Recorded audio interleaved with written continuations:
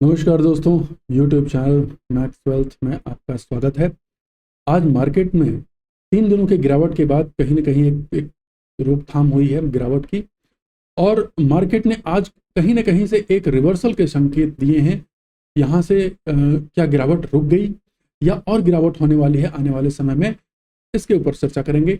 आइए चलते हैं स्क्रीन पर और देखते हैं कि किस तरीके से मार्केट ने आज क्या एक्शन लिए, किस तरीके से क्या उसमें इम्पैक्ट रहा आज का। ये देखिए, यहाँ पर अगर आप देखें तो 3 दिन के गिरावट के बाद आज जो है मार्केट ने आज भी गिरने की शुरुआत हो गई थी। देखिए यहाँ तक लो बना करके गया था। ठीक है, आज का लो जो है वो 24,567, ठीक है, 24,567 का लो बनाया था उसने। और उसके बाद लग रहा था कि भैया बहुत जबरदस्त सेलिंग आ जाएगी, लेकिन कहीं ना कहीं बैंक निफ्टी ने इसको संभाला और बैंक निफ्टी की स्ट्रेंथ की वजह से मार्केट थोड़ा थोड़ा संभलने लगा और फिर सडनली 1 घंटे के बाद जो है वो बाइंग विजिबल होने शुरू हो गई थी। 12 बजते बजते तक बाइंग की विजिबिलिटी क्लियर हो गई थी और सेकेंड हाफ में मार्केट क्लोज होते होते तक ये बाइंग सस्टेन रही। डर था कि फ्राइडे है तो कहीं ऐसा ना हो कि मार्केट में जो है फिर से शाम तक में इसमें एक ह्यूज सेलिंग आ जाए, अनदर राउंड ऑफ सेलिंग आ जाए 2 बजे के बाद, बट ऐसा कुछ भी नहीं हुआ। ये पहले चलते देखते हैं कि किस तरीके से रहा। देखिए बैंक निफ्टी को देखिए, बैंक निफ्टी का स्ट्रक्चर देखिए कितना जबरदस्त बढ़िया, करीब 1.5% का इसमें है एक आज इसमें बढ़ोतरी हुई है।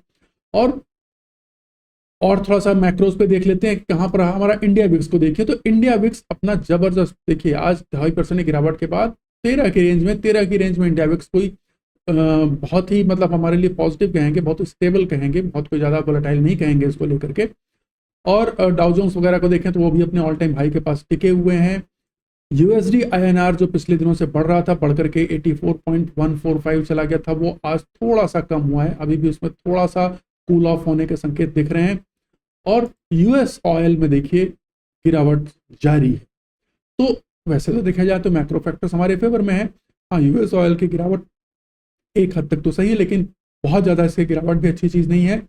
65 के नीचे गिरना कोई बहुत अच्छा संकेत नहीं है, वो फिर एक लॉन्ग टर्म रिसेशन की कहीं ना कहीं संभावना को दर्शाएगा। हालांकि एक और भी कारण है इसका, ऐसा नहीं कि केवल वो ट्रेडिशनल व्यू ही चलेगा, एक और भी कारण है, क्योंकि अभी मैक्सिमम जो व्हीकल्स हैं वो धीरे धीरे अदर बैटरी पे या फिर इलेक्ट्रिसिटी पे शिफ्ट होती चली जा रही है, तो उससे भी इम्पैक्ट इसकी डिमांड पे फ्यूचर में आने वाले टाइम में पड़ने वाला है।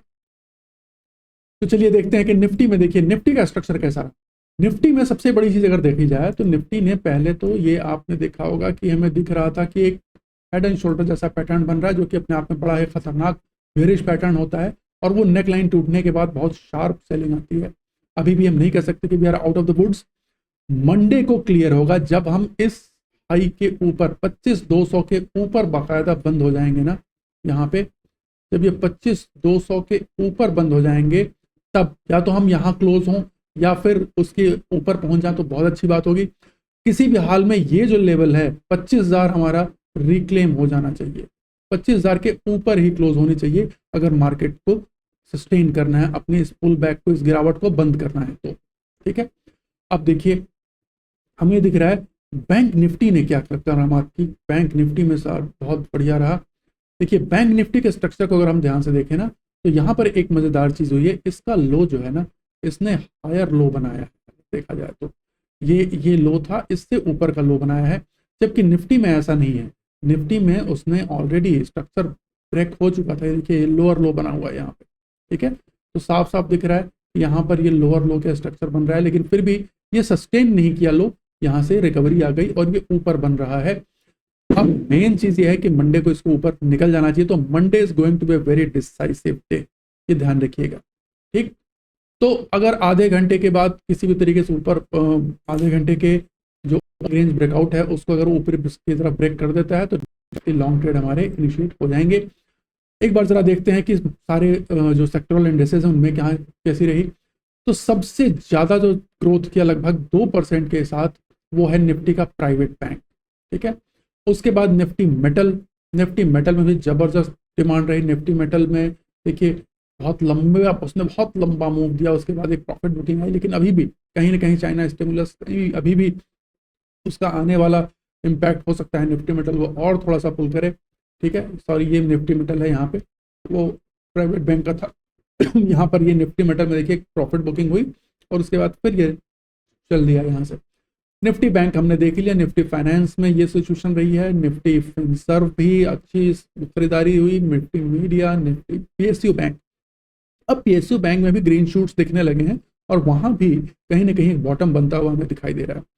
पीएससी के केस में भी देखिए जो पब्लिक सेक्टर एंटरप्राइजेस हैं उनमें भी लग रहा था कि बहुत लंबा दौर खत्म हो गया, शायद पब्लिक सेक्टर एंटरप्राइज का जो गवर्नमेंट कंपनीज हैं पीएससी उसका काम खत्म हो गया, बट मुझे ऐसा नहीं लग रहा।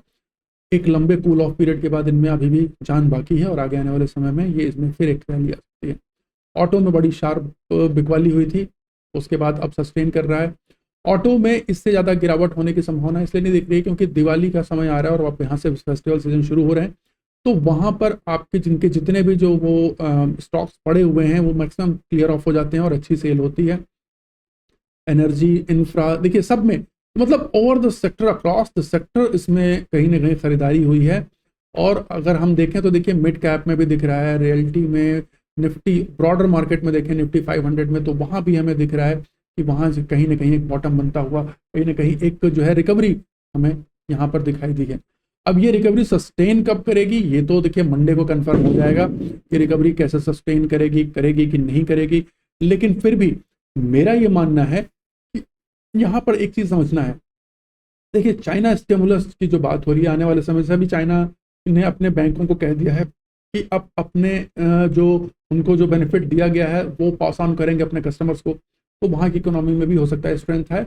और जब चाइना में फंड आएगा तो ऐसा नहीं कि इंडिया का ही सारा फंड निकल के चाइना में चला जाएगा। एक और फर्क होने वाला है कि देखिए एक होता है इमर्जिंग मार्केट पोर्टफोलियो, अभी भी इंडिया में जो इन्वेस्टमेंट आ रहा है उसका 65% जो है वो इमर्जिंग मार्केट पोर्टफोलियो जो है वो उससे आता है। ठीक है, डेडिकेटेड जो फंड होते हैं जो कि केवल इंडिया में स्पेसिफिक डालते हैं वो अलग चीज़ है, लेकिन जो 65% आ रहा है वो इमर्जिंग मार्केट के बास्केट से आ रहा है। तो इमर्जिंग मार्केट में जो भी इन्वेस्ट करता है तो वो एक बास्केट बनाते हैं और उस बास्केट के थ्रू वो इन्वेस्ट करते हैं, तो कुछ चाइना में कुछ इंडिया में, तो वो एक फिक्स रेशियो में डालते हैं जिसकी वजह से आता है। तो अगर चाइना की में इम्प्रूवमेंट होगी सिचुएशन तो उसका बेनिफिट इंडिया को भी मिलेगा। ऐसा नहीं कि इंडिया को एकदम नहीं मिलेगा, सारा पैसा निकल के वहां चला जाएगा। शॉर्ट टर्म में देखिए, शॉर्ट टर्म में इसका इम्पैक्ट दिखता है कि हाँ अगर केवल यहाँ डाल के रखे थे इसमें से कुछ पैसा वहां चला गया, बट लॉन्गर टर्म में देखेंगे तो अभी भी ये बना हुआ है। प्लस हमारे डीआईज, हमारे जो इन्वेस्टर्स हैं वो कहीं नहीं जाने वाले, वो डे बाई डे बढ़ने ही वाले हैं। तो अपने यहाँ कैश की प्रॉब्लम नहीं है, हमारा कैश इतना है कि इतनी हैवी सेलिंग के बाद भी आप देखिए इतने डीप कट्स नहीं आ रहे हैं। पहले जो मैं पिछले 10-15 साल पहले की बात बता रहा हूँ, उस समय जब थोड़ी सी एफआई सेलिंग करते थे तो भयंकर कट आता था, एकदम पैनिक का माहौल हो जाता था।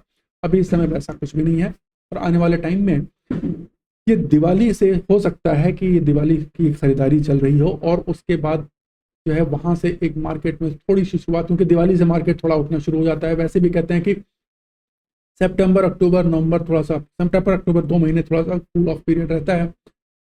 दिवाली के बाद से फिर से नया जोश शुरू होता है और फिर थोड़ा सा खरीदारी शुरू होती है फेस्टिवल सीजन में। और फिर उसके बाद दिसंबर में थोड़ा सा कूल ऑफ होने हो सकता है, क्योंकि दिसंबर के टाइम फिर क्या होगा कि जब क्रिसमस वेकेशन पे जाने से पहले जो फॉरेन इन्वेस्टर्स हैं वो सब सेल ऑफ करके अपना अकाउंट चूंकि दिसंबर को वो क्लोज करते हैं, तो उसमें जो भी प्रॉफिट होगा बुक करके उसको एक बार करेंगे। तो दिसंबर वो पीरियड जब हमको कॉशियस रहें। ठीक, तो देखते हैं मंडे को। जहां तक मैं तो पॉजिटिव साइड ही के लिए चल रहा हूं, बट ठीक है, हमें हर सिचुएशन के लिए तैयार रहना है और शुरू के आधे घंटे का वेट कर लें। जिधर भी अगर ऊपर की तरफ आधे घंटे के हाई को ब्रेक करता हुआ मार्केट निकलता है तो उधर चलें, या 1 घंटे वेट कर लें, उसके बाद देख लें। हड़बड़ी नहीं करनी है, किसी तरीके की किसी पैनिक में नहीं जाना है, सोच समझ करके मार्केट में पैसा लगाना है। ये मार्केट सालों साल तक रहेगा, अपने पैसे को बचाना है। अभी भी कहूँगा किसी और के कहने पर ना आए। हम अपने चैनल पर जितनी बातें कहते हैं ये केवल और केवल एजुकेशनल पर्पज से ही है, क्योंकि मैं एक सेबी रजिस्टर्ड रिसर्च एनालिस्ट हूँ। लेकिन इसका मतलब ये नहीं है कि चैनल में मैं जो भी बातें कहूँगा वो सब के सब रिकमेंडेशन है। नहीं, मैं बार बार कहता हूँ वो रिकमेंडेशन नहीं है।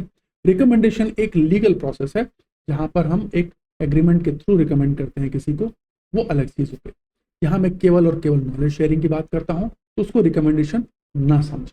ठीक है, चलिए अगली वीडियो में आपसे फिर मिलूंगा, तब तक के लिए बहुत बहुत धन्यवाद। नमस्कार।